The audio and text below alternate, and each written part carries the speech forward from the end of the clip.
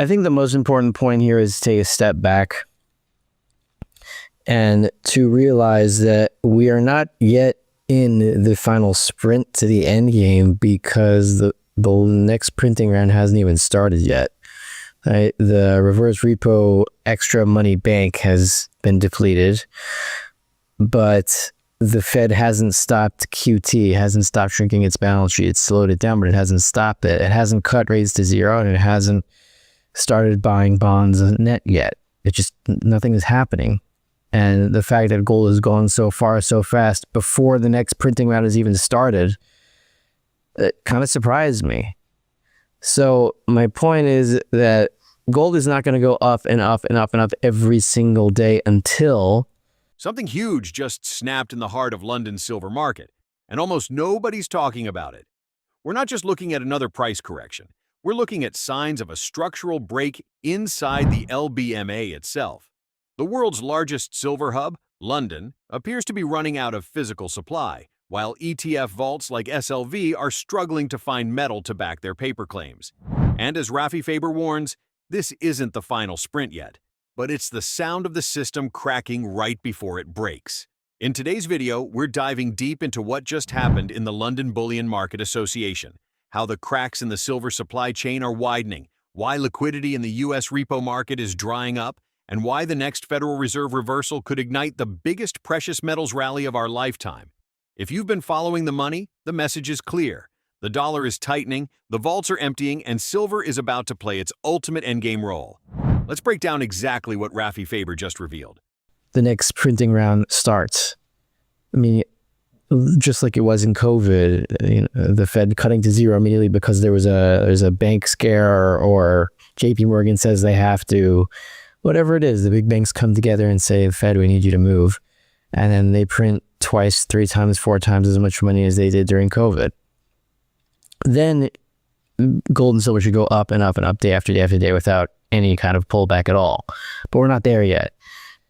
So until we are there, the dollar is going to be in a perpetual short squeeze, meaning there's always more debt than dollars exist. So at the point when somebody starts defaulting, then you have, it's like a game musical chairs where the music stops and everybody's got to sit down, and whoever sits down last doesn't get a chair. So when the music stops and the defaults start, that's when there's a rush for dollars, and there's going to be a big rush for dollars at some point, and gold and silver are going to sell off just like everything else. It's just that gold is going to sell off less than everything else, just like it did in COVID. Gold sold off during the lockdowns. It did. And it reached a low of 1450, and the miners got clobbered, I don't know, 20, 30, 40% in a few days. I don't know if it's going to be that magnitude this time. It's going to be the same kind of thing. And then the Fed's going to reinflate. And then at that point, we can say we're in the final sprint. It's going to take a few weeks until the dollar collapses. But we're not there. We got to wait for that to happen. And meanwhile, we can play the game of, well, what was the proximate cause that made gold and silver fall down specifically on October, whatever it was, 21st.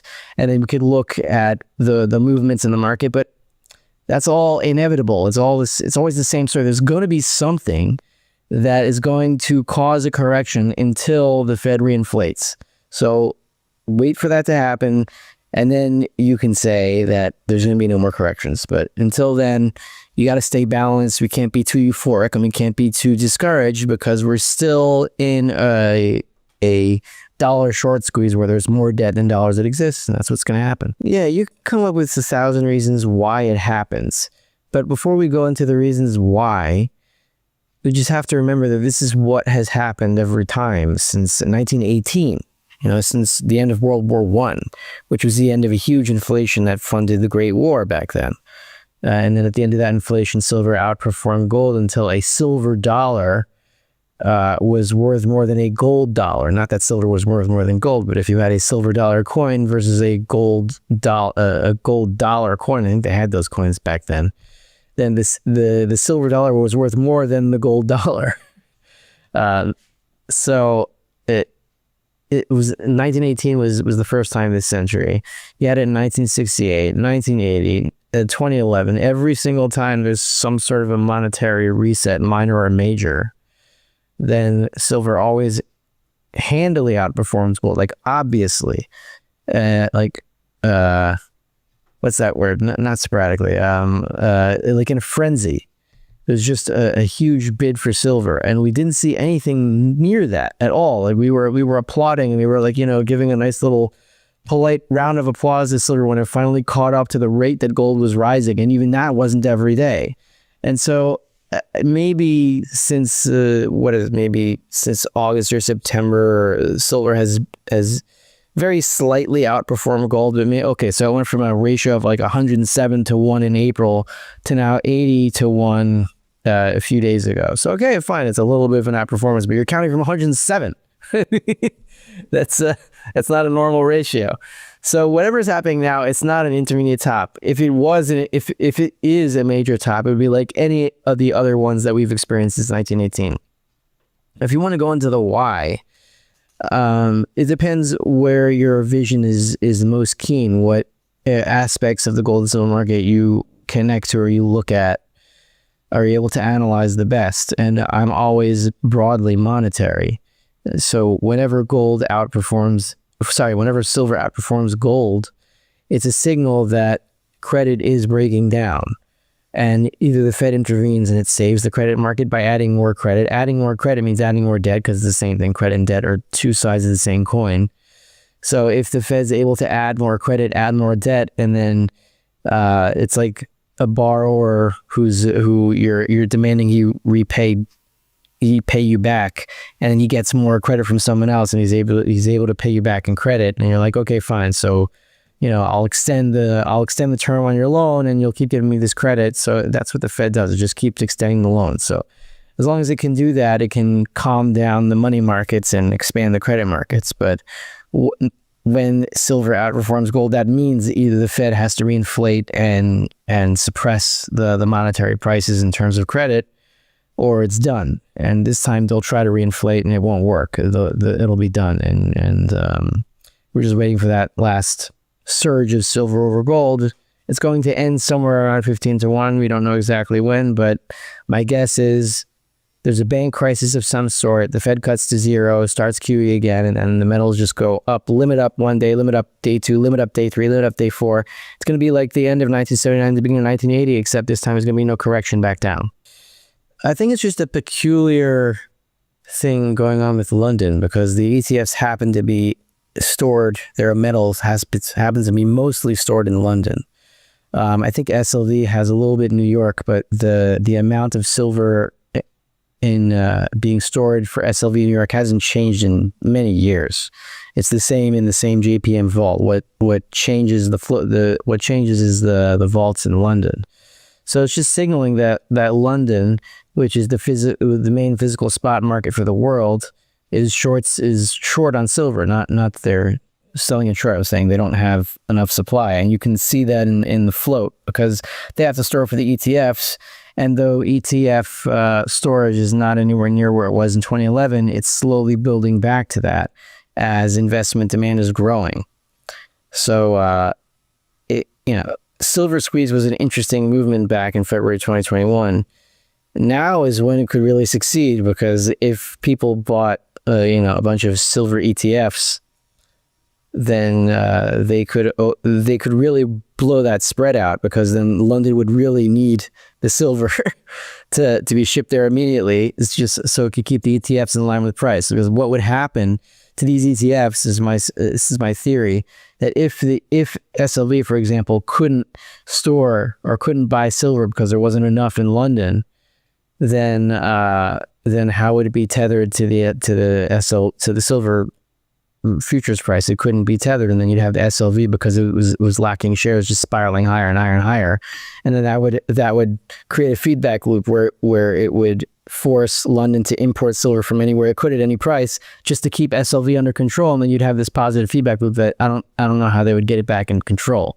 That's what Silver Squeeze was trying to achieve, and I think it could achieve that now, specifically because of the spread between London and New York. But why I say it's not backwardation is because New York silver is a different good from spot London silver. According to Mises in his book, Theory of Money and Credit, he differentiates between goods in different places or technically different goods. They're similar goods, but they're different because, let's say, a bushel of wheat in a starving African country is not the same good as your marginal bushel of wheat, in some warehouse in Nebraska or whoever grows wheat is. It's worth very little there, but it's worth a lot in Africa or whatever country might be starving there.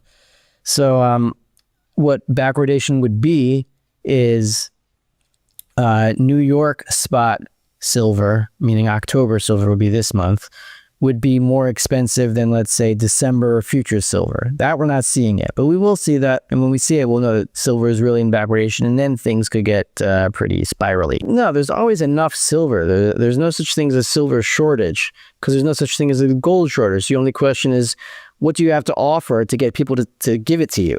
How much are they going to go for? According to Rafi Faber, the most important point right now is where we are in the monetary timeline. He says, we're not yet in the final sprint because the next printing cycle hasn't even begun. The Federal Reserve is still shrinking its balance sheet. QT hasn't ended. Interest rates haven't been slashed. The Fed hasn't returned to bond buying. And yet, gold and silver have already surged dramatically. That's the first red flag. Gold isn't supposed to rally this hard before the money printing starts, unless the system underneath is already under extreme stress. And here's where it gets serious. Faber explains that the world is trapped in a perpetual dollar short squeeze. There's simply more debt in existence than there are dollars to repay it. When defaults begin, everyone rushes for dollars. That's when we see temporary pullbacks in metals. But gold and silver always fall less than everything else. That's what happened in 2020, and it's likely to happen again before the next inflation wave hits. Every major monetary reset follows the same pattern. 1918, 1968, 1980, 2011. Silver lags, then suddenly outperforms gold in a frenzy. In those moments, the gold-to-silver ratio collapses. And this time, Faber believes it could crash from 80-1 all the way to 15-1. Why? Because every signal points to London's physical market running dangerously thin. ETF inventories in London's LBMA vaults are quietly draining, while New York's SLV holdings are stagnant. If the SLV fund can't find enough silver in London to back its shares, its price could detach from the futures market, sending the ETF surging uncontrollably higher, forcing London to import metal from anywhere it can at any price. That's the potential spark for a feedback loop, when paper and physical silver completely disconnect. The last time that happened was in 1980, and silver went parabolic. But Rafi Faber also warns, don't confuse the pre-crisis turbulence with the endgame itself. The real explosion begins when the Fed is forced to pivot. When repo markets seize, bank reserves vanish, and the Fed has no choice but to restart QE. Once they do, he believes silver could go limit up multiple days in a row. No pullbacks, no corrections, just straight revaluation. Right? We've seen the staggering amounts of silver in New York vaults.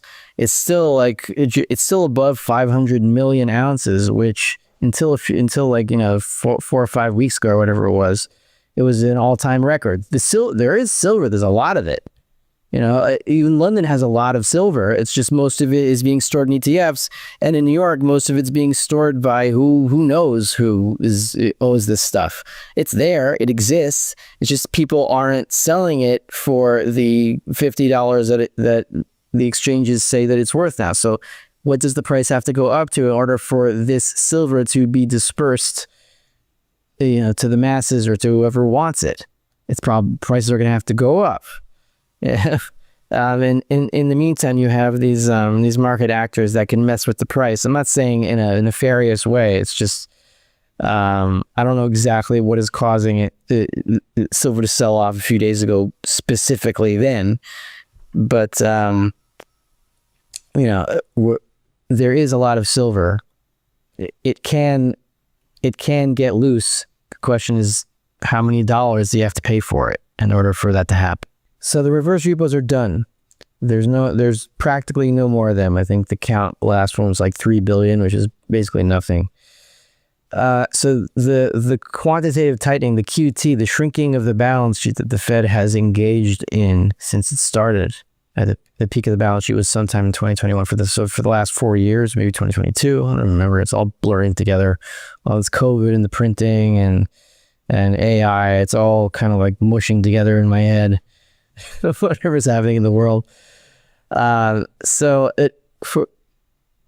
since the Fed started QT, they've been shrinking effectively the reverse repo amount, which is money that's outside of the banking system, and now it's no more. So all the QT it has been draining bank reserves, and bank reserves are used as the grease, as the slime that coats the repo market.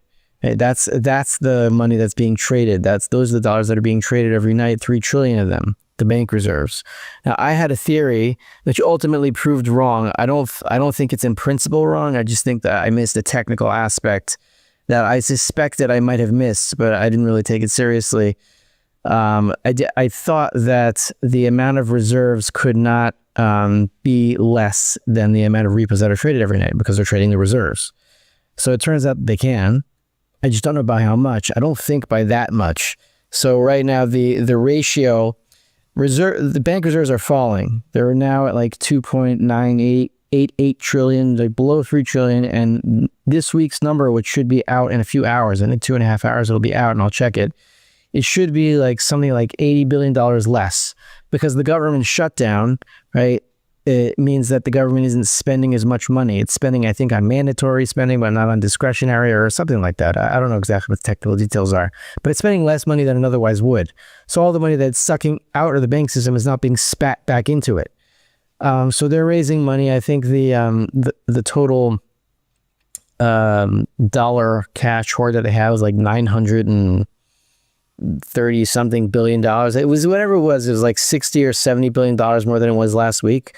So that's money that's taken from reserves. So yeah, now you have 2.988 trillion minus about 70 billion. So it's like 2.91 trillion or something. And the amount of repos that are being traded is over $3 trillion.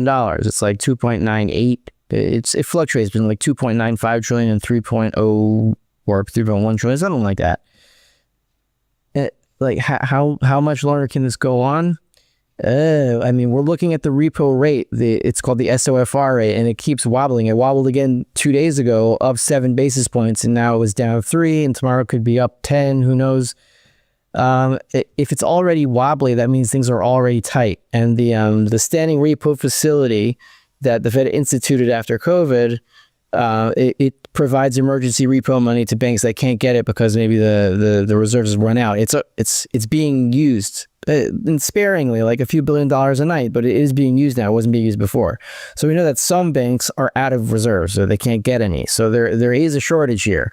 It's going to get worse as repo trading keeps expanding, as it does, because you have all these hedge funds that are, I don't know, trying to pick up pennies with basis trades. I don't even want to go into the technicals of that. It's just they're trading around dead zombie money and earning a few pennies on levering it up like 50 times each night. So this is going to end. And it's going to end soon because the repo rate is already moving several basis points a night. It's already tight. So, what does this all mean? It means we're standing at the threshold of something much bigger, a liquidity trap that could force the entire system to reprice real assets overnight. The LBMA can't find enough silver, the Fed can't print enough confidence, and the market is finally waking up to the truth. Real metal matters.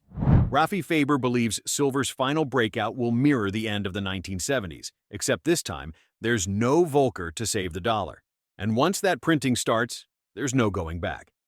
So here's the question for you. Do you believe the LBMA can still regain control of silver? Or are we watching the start of a full-scale monetary reset? Drop your thoughts below. I read every comment. And if you want to stay ahead of the next wave, make sure you subscribe to Macro Edge and hit that notification bell. Because when silver finally snaps, you'll want to know before the rest of the world does.